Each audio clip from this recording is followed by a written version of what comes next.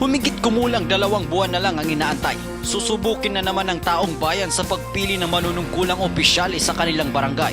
Gaya nitong nakarang panglokal na halalan na naging mainam sa mga tao ang pagpili ng karapat-dapat na manunungkulan. Ngunit bago pa man sumapit ang botohan, tiniyak ng Commission on Election na magiging tiwasay ang proseso ng eleksyon sa pamamagitan ng paghingi nito ng suporta sa kapulisan na magbabantay sa presinto habang sinasagawa ang botohan. Gayon din ang mangyayari ayon sa tanggapan ng TCPO sa darating na barangay at SK eleksyon. Magtatalaga raw sila ng mga tauhan sa bawat presintong gagamitin. So, as of today, waray pakita pakasabot kung pira nga polling centers iton i-establish ito na City Comelec no para itong election. But then ensure dito nga tatagan naton assurance sa publiko nga tanan nito pananaganhin seguridad through deployment atong kapulisan nito.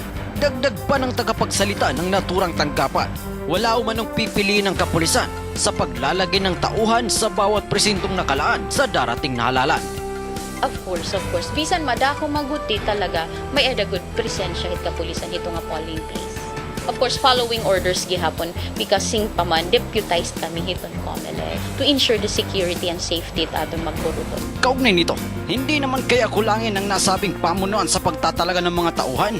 Gayon pa man, inamin naman ni Rentuaya na isa ito sa nakikita nilang problema. Subalit magagawa na lang daw nila ito ng solusyon. Dito nga problema kakulangan tao, personales no ha PNP ginma-maximize na manggudla ito na pagrangkada ito pamutangit mga tao. So with that natatagan manggod ito in solusyon mo.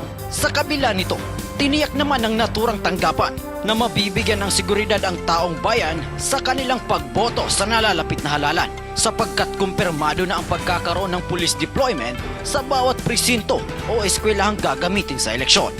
Mamumutang kami, that would be our responsibility na mataganhin agud nga seguridad ang mga polling places, polling centers, no? So, ipagbubuhaton ito Tacloban City Police Office. Kasama si Maris Cadayong, ito si Francisco Kiko Colete nagbabalita eksklusibo para sa channel ng Countryside Filipino, Tacloban City.